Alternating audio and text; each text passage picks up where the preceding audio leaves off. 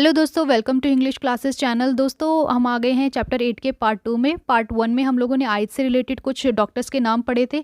इसमें हम लोग कुछ हैंड, फुट और अपने बोन से रिलेटेड कुछ डॉक्टर्स के बारे में पढ़ेंगे, और वो भी रूट वर्ड्स के साथ। तो चलिए शुरू करते हैं अपना पार्ट 2 चैप्टर। तो चलिए शुरू करते हैं हमारे फर्स्ट वर्ड से। तो हमारा पहला वर्ड है इस चैप्टर का ऑस्टियोपैथ। ऑस्टियोपैथ के पहले रूट वर्ड्स बताएंगे। देखो दोस्तों, रूट वर्ड से वो वोकैबुलरी याद करोगे तो कभी नहीं भूलोगे। रूट वर्ड से याद करना आसान भी रहता है और लंबे टाइम तक आपको याद भी रहता है। तो ऑस्टियोपैथ में ऑस्टियोन से बना है बोन, ठीक है। ये ग्रीक और लैटिन वर्ड से ही बने हुए हैं सारे रूट वर्ड्स, एंड पैथोस से बना है सफरिंग। तो ये हमारा रूट वर्ड है इस वर्ड का, ऑस्टियोन से बोन, एंड पैथोस का मतलब होता है सफरिंग।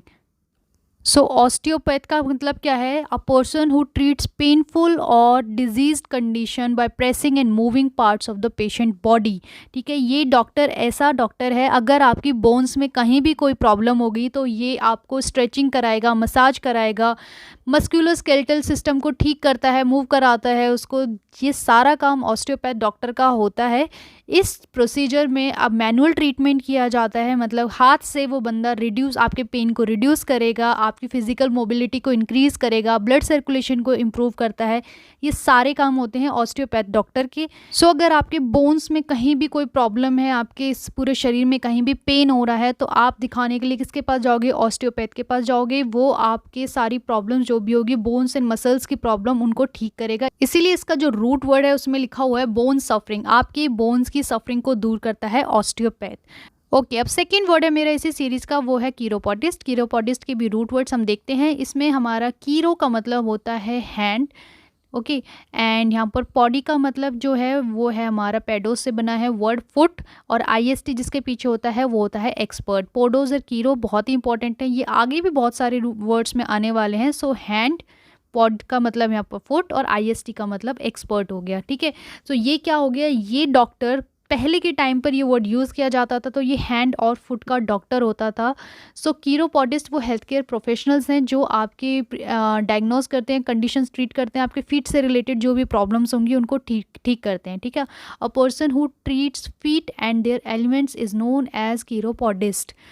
तो दोस्तों, ये अगर आपके पैरों में स्मेली फीट हो रहे हैं, फ्लैट फीट हो रहे हैं, कोई स्पोर्ट्स इंजरी हो गई है फुट में, तो आप इन सबको ठीक कराने के लिए किसके पास जाओगे? कीरोपोडिस्ट के पास जाओगे, ठीक है।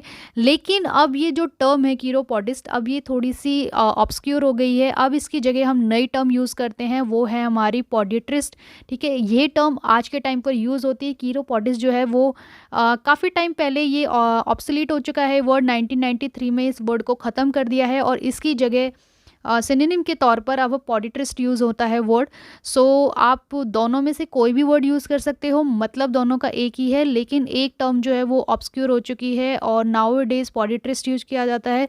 तो फूड से रिलेटेड कोई भी प्रॉब्लम्स होंगी, आपके फूड में कोई भी प्रॉब्लम है, तो अब आज के टाइम पर आप उसको पॉडिट्रिस्ट बोलोगे डॉक्टर को, ना कि कीरोपोडिस्ट। वो टर्म्स ऑब्सक्योर हो चुकी है। नेक्स्ट वर्ड है इसी सीरीज का कायरोप्रैक्टर्स। ये भी सेम वही जो कीरोपोडिस्ट में हमारे रूट वर्ड्स हैं उन्हीं से ही बना हुआ है, जहाँ पर ये केयर से बना है हैंड, एंड प्रैक्टर से बना है हमारा प्रैक्टिस नर्स, ठीक है। सो यहाँ पर कायरोप्रैक्टर्स में हैंड एंड प्रैक्टिसनर।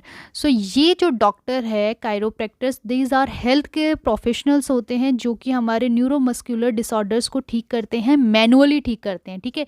जैसे आपके बैक में पेन हो रहा है, आपके बैक में पेन होगा तो आप कायरोप्रैक्टर्स के पास जाओगे, तो वो आपके स्पाइनल कॉर्ड जो भी होगी आपके, उनको अपने हैंड से जॉइंट्स जहाँ भी होंगे, जहाँ दर्द होगा वहाँ पर प्रेस करेगा, ठीक है।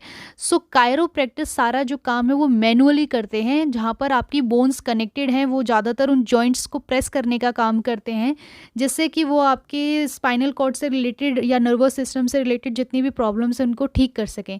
सो दे आर नॉट फिजिशियंस और medical doctors, they are health care professionals होते हैं, ठीक है। तो आपके जो भी ये जॉइंट्स होंगे, बोन्स होंगे, ये उन पर काम करते हैं एंड मैनुअली काम करते हैं, इसीलिए इसका है हैंड प्रैक्टिशनर। हैंड से काम करने वाले आपके जो बॉडी में जितने भी जॉइंट्स हैं वहाँ पर ये काम करते हैं chiropractors. Now next word of this series is graphologist. Graphologist थोड़ा सा हटके है, डॉक्टर नहीं है ये, लेकिन अभी मुझे ध्यान आ गया तो मैंने यहाँ पर लिख दिया है। सो इसके रूट वर्ड्स देखते हैं क्योंकि इससे रिलेटेड 2-3 वर्ड्स आगे बनेंगे। सो इसमें ग्राफियन वर्ड से बना है हमारा राइटिंग, ठीक है। ग्राफियन वर्ड से ड्राइव्ड है हमारा राइटिंग, एंड लॉजी का मतलब होता है स्टडी और आईएसटी का मतलब होता है एक्सपर्ट। मतलब ग्राफोलॉजिस्ट का सिंपल सा मीनिंग हो गया कि जो आपने लिखा है उस राइटिंग से आपकी फिजिकल कैरेक्टरिस्टिक को आइडेंटिफाई करना, ये सब काम होता है ग्राफोलॉजिस्ट का। ग्राफोलॉजिस्ट जो है वो हैंड राइटिंग के पैटर्न को देखकर बंदे की साइकोलॉजिकल स्टेट और मेंटल स्टेट को समझने की कोशिश करते हैं कि जिस टाइम पर जो चीज़ उन्होंने लिखी है उस टाइम पर उनकी मेंटल स्टेटमेंट क्या थी, ठीक है। वो उन्होंने वो एग्रेसिव वे में लिखी है कि शांत तरीके से लिखा है, ये सब कुछ आइडेंटिफाई करना होता है ग्राफोलॉजिस्ट को। सो नेक्स्ट वर्ड है सीरीज का कीरोमेंसी। कीरोमेंसी में भी आप देख पा रहे हो कि वही वर्ड है कीरो, ठीक है। तो ये भी सभी वही ग्रीक रूट वर्ड से ही आए हुए हैं, किर और कीरो, जिसका मतलब है हैंड, एंड यहाँ पर मेंसी का मतलब है प्रिडिक्शन, ठीक है। सो किर और कीरो दोनों का मतलब होता है हैंड, और मेंसी का मतलब हो गया यहाँ पर प्रिडिक्शन। सो कीरोमेंसी का मतलब क्या हो गया, हैंड प्रिडिक्शन। हैंड प्रिडिक्शन का मतलब से आप समझ गए होंगे कि मतलब जो बंदा आपके हाथों की लकीरें देखकर, आपके हाथों पर जो रेखाएं हैं उनको देखकर जो आपके फ्यूचर के बारे में एनालिसिस करता है, आपको बताता है, प्रेडिक्ट करता है, वो होता है हमारा कीरोमेंसी, ठीक है। पर्सन के फ्यूचर की प्रेडिक्शन करना, दैट इज़ कीरोमेंसी। इसको अब हम पाल्मिस्ट्री भी बोलते हैं, पाल्मिस्ट भी बोलते हैं, जो ये काम करता है उसको हम पाल्मिस्ट्री बोलते हैं। सो पाम रीडिंग, ठीक है, पाल्मिस्ट्री पाम की जो रीडिंग करके आपके फ्यूचर को बताए, दैट इज़ पाल्मिस्ट्री। ये दोनों एक दूसरे के सिनोनिम्स हैं, आप कोई भी वर्ड यूज़ कर सकते हो इन दोनों में।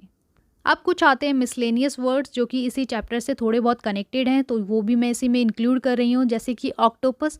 ऑक्टोपस में ऑक्टो का मतलब होता है 8, ये हम पहले वर्ड में पढ़ चुके हैं, पहले चैप्टर्स में पढ़ चुके हैं।